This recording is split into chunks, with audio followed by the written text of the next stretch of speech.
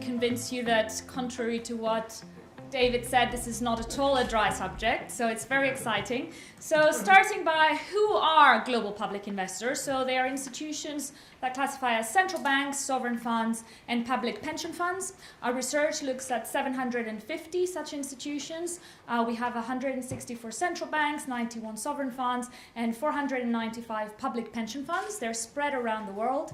Most of the institutions are located in Europe and North America. Around 2/3 of the 750 institutions are there, and they jointly hold 50% of the assets. Asia is the region where most assets are concentrated, so 38% of assets are in Asia. That's because it has a lot of big public investors. So to give you some examples, these are the top 10. So you have the likes of the People's Bank of China, Japan's GPIF, you have the CIC, China's Sovereign Fund, you have central banks from Europe, the Swiss National Bank, you have Middle East, ADIA, you also have the National Pension Service of Korea, which entered the top 10 for the first time this year, bumping down the Kuwait Investment Authority. So as you can see, all of the top 10 funds increased their assets this year. They played a big role into what we see the trends to have been from last year to this year.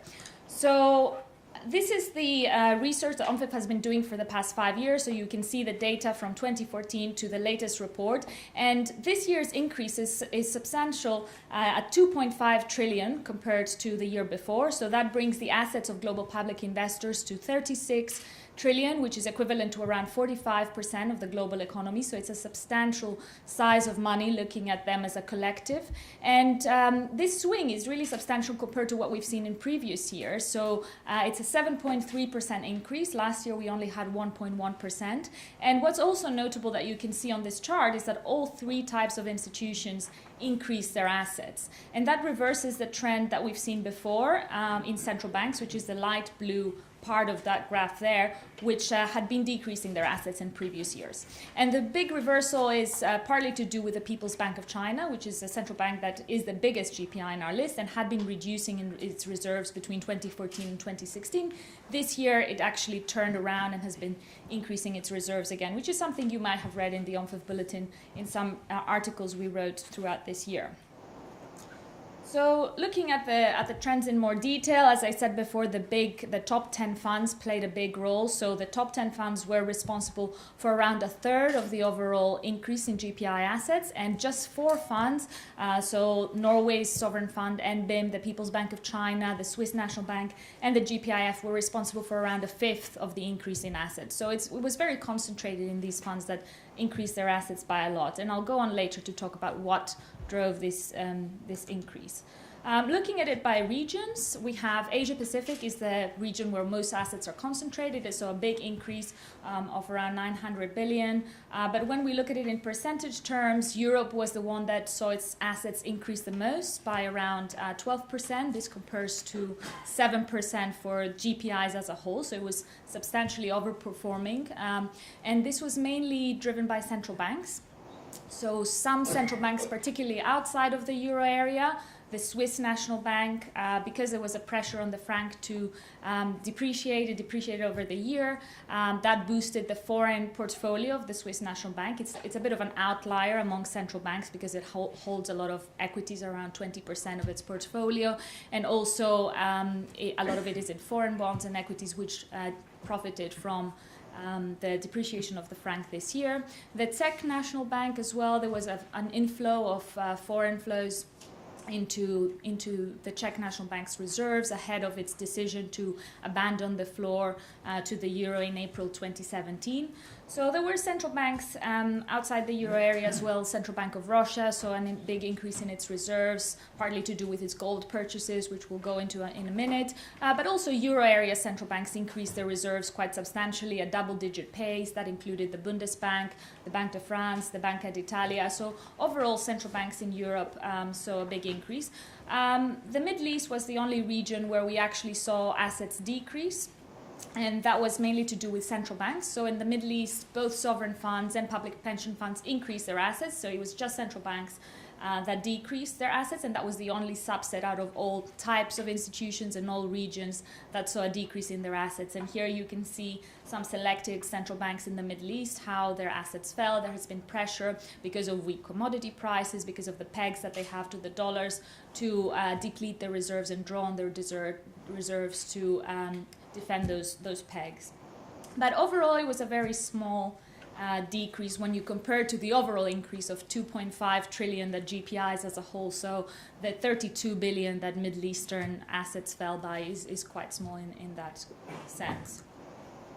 So what drove this increase in GPI assets? 2.5 trillion, 7.3%, quite substantial. There were various reasons, and we can go into these by region, by institution, very idiosyncratic reasons, but there are also some broad trends that we can think about. So one was the continued global economic recovery. Here you see the path in the global economy, how many countries saw accelerating growth, slowing growth, or contraction. And as you can see, 2017 was the year with most countries experiencing accelerating growth, except for perhaps 2010, which was, it's misleading in a way because it's the bounce back from the recession. So 2017 and also looking ahead to 2018 are the years where you really see the global recovery becoming more broad-based. So that was one factor because it supported asset values of what GPIs had invested in. Exchange rates also played a role. I mentioned before the Swiss franc, the Czech koruna. You can see here the path for these currencies. The dollar also for the first time in 5 years depreciated. The renminbi saw an increase of around 10% in value against the dollar. This played a big role in what I mentioned earlier about the People's Bank of China's reserves. There was pressure before as the yuan was depreciating for capital outflows. Now with the yuan strengthening, there was more of a confidence to keep reserves in China. Exchange rates have also affected the net international investment position. So the research we've done divides countries into whether they are a creditor, a net creditor, or a net debtor by comparing their assets and their liabilities. So this is the stock of foreign investment that they have, portfolio investment, FDI, the reserves of the central bank. And as you can see in this chart, the gap between creditors and debtors has widened to its highest level in 2017. This is around a 36 trillion gap. That was despite a narrowing in the gap between the US, which is the world's biggest debtor, and China, which is the world's biggest creditor. This had partly to do with the dollar shifts, also the valuations of US equities. But there is a special report in the actual publication that I encourage you to read if you're more interested into these changes in China's and the US's foreign investment. And speaking about China, we've also done a survey of global public investors as part of this report. So this covers investors with around 4.6 trillion of assets. So it's fairly representative, has sovereign funds, public pension funds, central banks from all regions. And we asked them questions about how they invest their assets, how they plan to invest their assets in the future. And one of the questions we asked them was about their allocation to different currencies. And the US dollar, as you may expect, is the currency that has the greatest allocation from public investors so far, alongside other reserve currencies, the euro, the yen, sterling. But there is a very big interest in investing more in renminbi. It's still a very low base, so around 123 billion are allocated, US dollar billion are allocated to renminbi from central banks. This is lower than even the Australian or Canadian dollar, so it's very small, but it's increasing from a low base and there is more interest in investing in renminbi. That's because of China's growing role in the international financial system that doesn't quite match the role of the renminbi in public investors' reserves. So when you think of China as playing such a big role in trade and investment patterns, its role in reserves is still very small. But there have been some changes this year that are encouraging the internationalization of the renminbi. There was the first all futures contract in renminbi. There was the inclusion in the MSCI index. There is China's Belt and Road project that is encouraging more investment from China abroad. So there is a growing interest there. But some of the pension funds we spoke to as part of the survey also said that they have concerns about the debt built up in China, so they're perhaps less keen to invest part of their reserves there. So it's a mixed trend, but it's something that we will continue to look into. The gold price that I mentioned earlier was another factor that supported the increase in GPI's reserves, particularly central banks that hold a lot of reserves. So there was a 13% increase in the price of gold in 2017, and central banks have been increasing the reserves, so they added over 300 tons of gold, bringing it up to 32,000 tons of gold that central banks hold.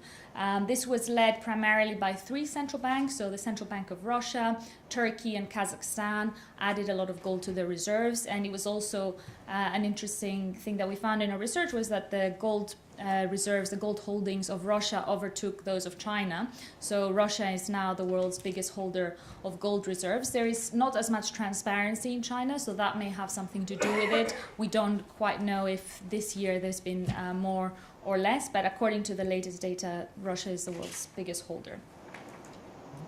A final reason that boosted the assets of GPIs was the continued bull equity market. So a lot of the GPIs, particularly sovereign funds and pension funds, have over the past few years shifted some of their investments into equities, and they have been rewarded for this decision by the continued performance of the market.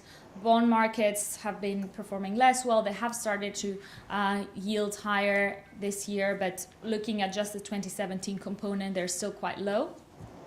And as you can see in this chart, there's been more allocation into equities from pension funds and sovereign funds. This is a bigger component. So I mentioned before the 4.6 trillion of assets that the survey covers. This is around 11.6 trillion that this part of the analysis covers. So it looks at the allocation into equities, government bonds, and other types of assets by the sovereign funds, pension funds, and central banks.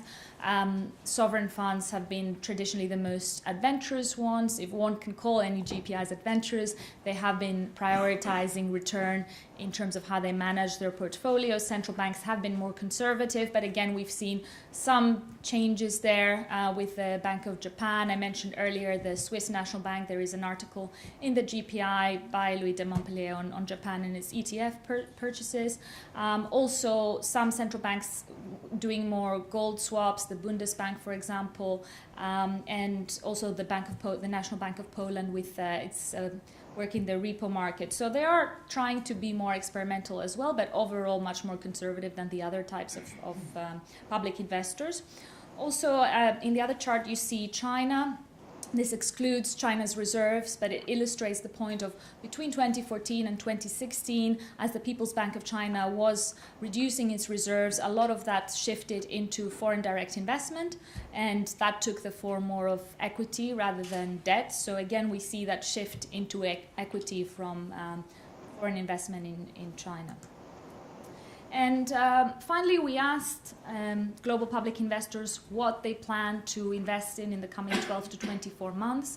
And even though they have been increasing their allocation into equities in the past, they are now starting to become worried that the continued bull market will not last for long. They're worried about volatility that may be coming. So they actually plan to reduce their equity allocation, also to reduce their allocation to government bonds. And what will that money go into? We found that infrastructure and real estate are becoming quite popular. So 70% plan to increase their allocation to infrastructure, 45% into real estate, and also some other asset classes like green finance, green bonds, green equities.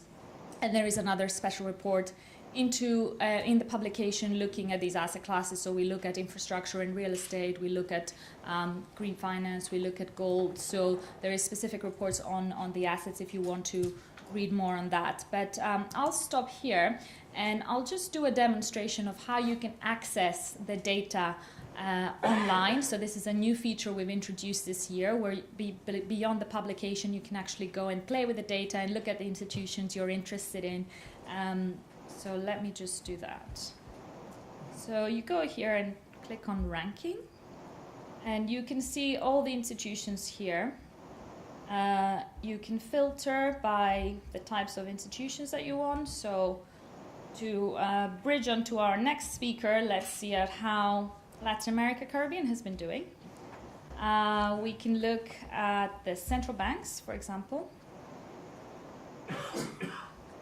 And you can see we have two outliers, the Bank of Brazil, which if we exclude, we can see how other central banks have been doing.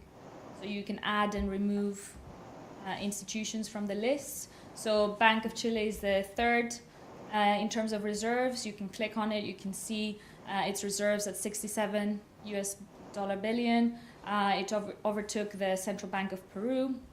And you can click and see other central banks, how they've been doing. But I'll let our speaker tell us more about the Central Bank of Chile and its reserves management policy. And I'll hand over to Frank Scheidig, the Deputy Chairman of the OMFIF Advisory Council and Global Head of Executive Banking at DZ Bank. Thank you very much.